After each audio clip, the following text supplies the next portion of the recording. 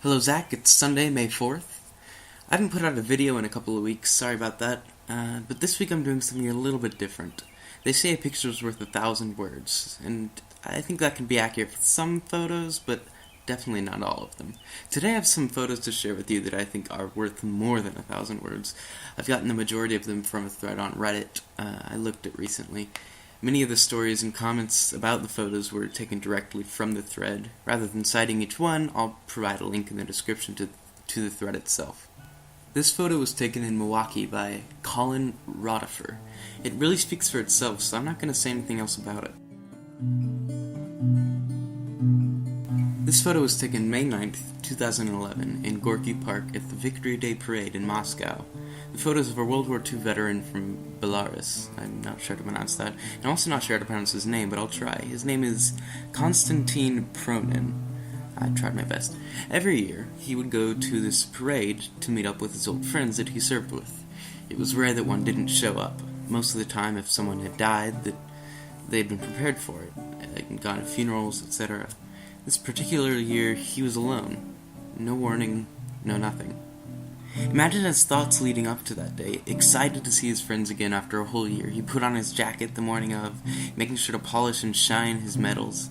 He wants to look his best when he comes face to face with his brothers again. He's grinning on the drive over, thinking about the stories they will reminisce about.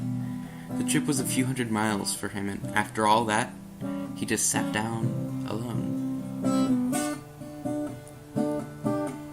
This is a photo of a soldier walking down an empty street in Northern Ireland to defuse a car bomb. Notice the sign on the building to his left. Prepare to meet thy God. I'm not sure whether or not he was successful in defusing the bomb, but I do really like this picture. This next photo is the Hubble Extreme Deep Field. It was taken by NASA over several weeks. They aimed the Hubble telescope at a completely black spot in the sky, a tiny, tiny area that is only 1,000th of the night sky. No light comes from that patch of night sky. There are no stars there. Nothing. And then they waited weeks for the telescope to collect all the light that it could. And this is the image that it returned. It's an image of a fraction of the night sky, a tiny, tiny portion, where there's already no visible light. And it is literally teeming with far-off galaxies. Each speck of light, each pixel in that picture that isn't black is another galaxy, just like our Milky Way. Honestly, I hate to think about these kinds of things because, not necessarily because I feel insignificant, it's just overwhelming. Here, you see a picture of a sunset on Mars. Think about what it took to get this picture taken. The billions of years of evolution, the technology involved just for a simple picture of a sunset on another planet. It's hard to believe we're capable of something like this. It's amazing.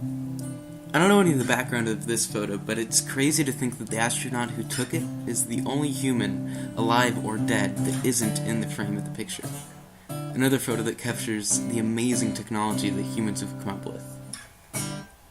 This is Neil Armstrong after his famous moonwalk. Check out that look on his face. He just looks ecstatic. Alright, I'm not sure how to pronounce this guy's name, but it is Bruce McCandless, something like that, making the first untethered spacewalk. That looks terrifying. But to be honest, I'm awestruck thinking about the fact that it's even possible. This is a photo taken in Naco, Arizona in 1979 of a volleyball game between Mexican and US citizens. The unusual thing about it is the fact that they're using the border fence between Mexico and Arizona as the net. And finally, because all this that I've been talking about, all the pictures that I've been showing you can be a little disconcerting to think about, here's a fat giraffe to ease your mind a little bit. That's all for this week, guys. Have a great one, and don't forget to be awesome.